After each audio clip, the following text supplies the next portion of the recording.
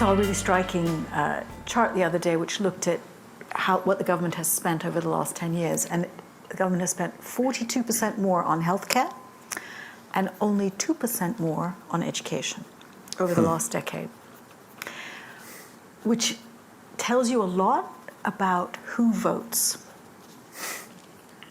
Because elderly voters care about healthcare spending, and the young don't tend to get their share. Partly because they don't vote. Because they don't vote. And you can show very clearly that as countries age, the proportion spent on healthcare and pensions goes up, even more than the aging population would merit, and the amount spent on education and the environment goes down. There are,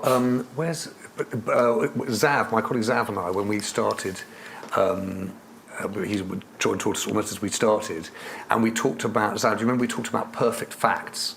And one of them was the perfect fact of trying to understand longevity and the age of people who sit on the Supreme Court. There's one in here which is that in 2018, the number of people over the age of 64 in the world is greater than the number of people under 5 for the first time in human history. And just what does that mean? What's the impact of that?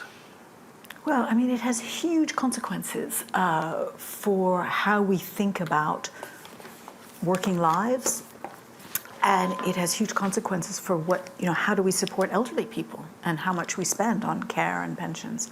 I mean, on working lives, we've allowed, when Beveridge wrote his report and created pensions, or when Bismarck, who actually invented pensions, started, people expected to live a couple of years after they retired.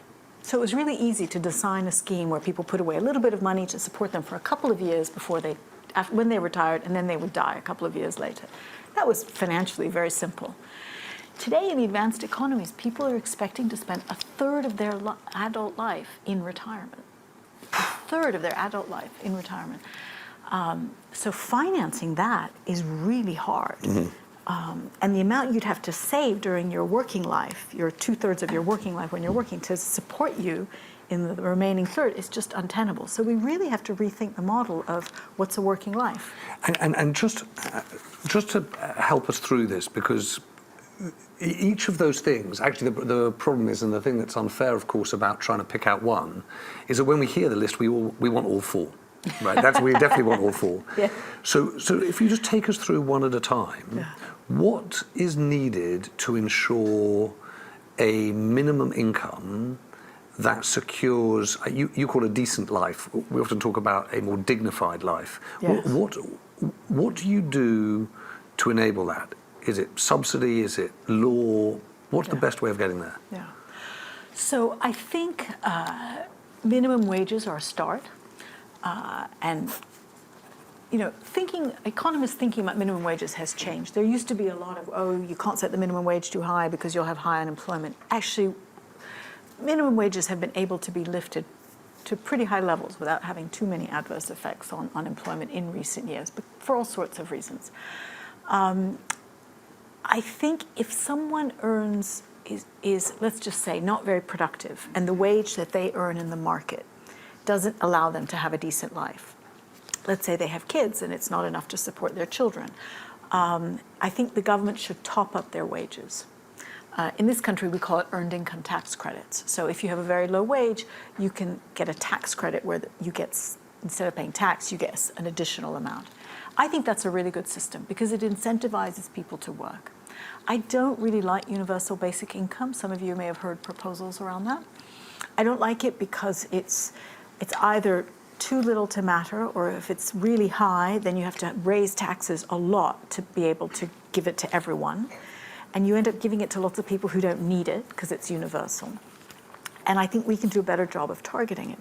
And I think it undermines the spirit of the social contract. In every society, since the beginning of humanity, capable, able-bodied adults are expected to contribute in exchange for being looked after when you're young and when you're old. And I think that's a good social contract, and people should contribute. Is there anyone here, by the way, who believes in universal basic income, who would like to see, You're all being rather coy now, knowing how I've No, expressing my cross-questioned views. Louisa. But because I must say, fun enough, I'm looking at my colleague here on the screen, Liz Mosley. We often joke about UBI as a kind of tortoise problem. Because there are a certain group of people who I think are drawn to trying to think about how the world is changing, who are a bit freaked out by technology, who've looked at globalization and suppression of wages and think universal basic income is the answer. Yeah.